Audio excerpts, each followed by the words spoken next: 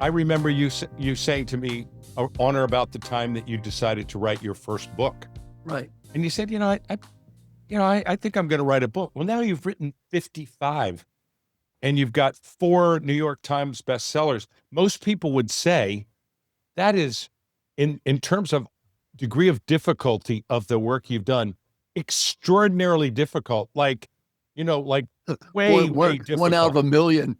One out of a million, exactly, Yeah. or even more. Could be one out of some larger number than that. So the work itself incredibly challenging. And then when I look at you, the talent and the role, you've designed your role perfectly for you. You don't do administrative stuff. You do what you do. Well, let me tell you another thing. I'm so glad you brought up books because the connection didn't hit me. I don't write the books. Yeah. Those 4 New York Times bestsellers I didn't write any of those books. Now, it's Yeah. not a secret. It says Marshall Goldsmith, Mark Ryder. Yeah.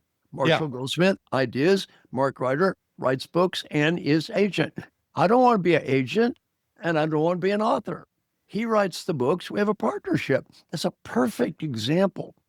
Because see, too many people in our field, they want to write a book. You know what I tell them? You can't write. You can't write. You can, Oh, yeah, yeah. Then they'll say, well, I'm an engineer. Now I really know you can't write. I might have been confused before. Oh, it's such a good thing because I think, Marshall, that you have designed the work itself. So what has to be true for a New York Times bestseller is that you have to combine amazing ideas with amazing writing with amazing agent. And if you don't, And marketing skills. and market it, yeah. You got to Yeah. do it. I'm Sandy, you remember this years ago? I said, I was crapped on for this. I said, I'm going to be famous. Remember that? Yeah, I remember. Yeah, I got dumped on famous. That's shallow, blah, blah, blah. You know what? It worked out okay for me. Let me think. Do you get more money? Yes. Do you work with more interesting people? Yes. Do you do more good deeds? Yes. There may be a problem with this. I never figured out what it was. I think you organize. When I think I was thinking about this, before we got on today about, the work, the role, and the talent. And there's no question you are enormously talented, but you put a lot of care into the work you do, and you do the work that you are good at and that you enjoy. And then The you rest of also, it, delegate. yeah, and also you're efficient with the work you do.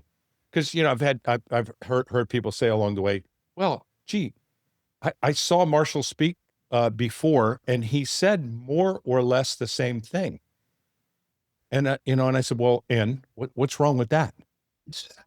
I said, did you enjoy it the second time? Actually, I did. I think I even understood it better.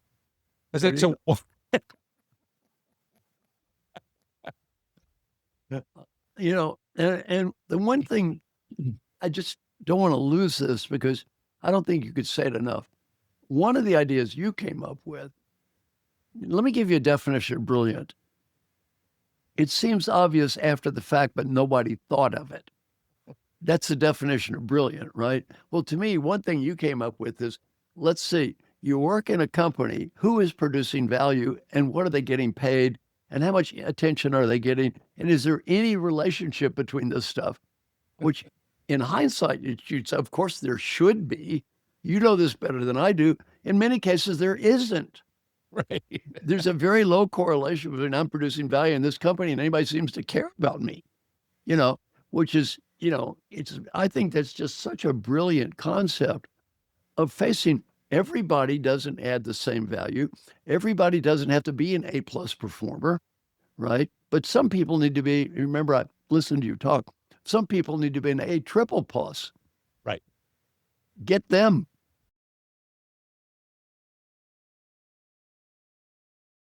And you have designed your life literally and your work in a way that gets the most out of you as a talent. I'm not going to sit here laboring over writing a book. I'm going to get the world's best writer to do it. I mean, it's just, it's great. If you were giving advice to someone who's listening to this, and they were either considering taking a new job, or they were not happy in the job they're in, and then going and finding their own click, what advice would you give to them? Because you do it, I mean, that's the thing, you do it. Three things. One is, why are you here? You need some sense of higher purpose. You need to connect. I'm doing something for some reason. Because as you know, look, great performers work their butts off. This 40-hour-a-week stuff. I don't know anybody who works 40-hour weeks, particularly great performer. I mean, I don't work 40 hours a week. I've never worked 40 hours a week in my life. And so, I mean, what's that about? But it doesn't feel like work. Even Paul, one of the things Paul Hersey said, I love what I do. It doesn't feel like work. So the first thing is, look, do you have some sense of higher purpose? Why am I doing this? And, it needs to connect to something. For me, I just want to help people have better lives. It's a higher purpose, which is a good thing. Two is, do you enjoy the work itself? Do you love doing it? Because if you don't love doing it, it's going to come back. You're not going to put in all those hours if you don't love it. Because that's like living in hell. Do you really love what you're doing? You don't have to work. I don't have to work. Why do we do it? Because we love doing it, right? It has a higher purpose. We love doing it. But three, that's when you've really focused on, is achievement. What is achievement going to look like? And can you achieve in this role? Yeah. And you can love it and you can have a higher purpose, but you got to deliver the goods. And can you deliver these goods in this role? And let me add one other variable I got from you, at that level. Yeah. And what happens, I think, in HR, they try to be nice to everybody. Yeah. And they say, well, everybody's a top performer. Well, everybody doesn't have to be the best performer in the world. That is just wrong. Some people, though, they need to be through the roof. Right. And those are people we're talking about here. That's By right. the way, I just did a LinkedIn survey, and I thought about yesterday or day before, and I asked a question, what's the number one factor in employee engagement? It was very interesting. Is it the manager? Is it the company's culture? Is it your peers? Or is it your own personal drive? Answer, personal drive. Wow.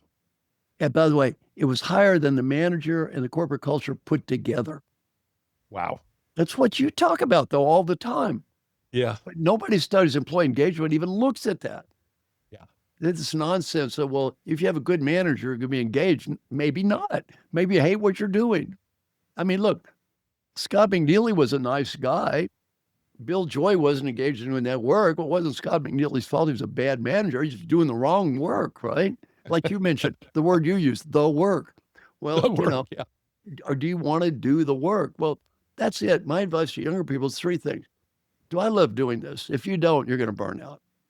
Yeah. You can't work all the time if you don't like it.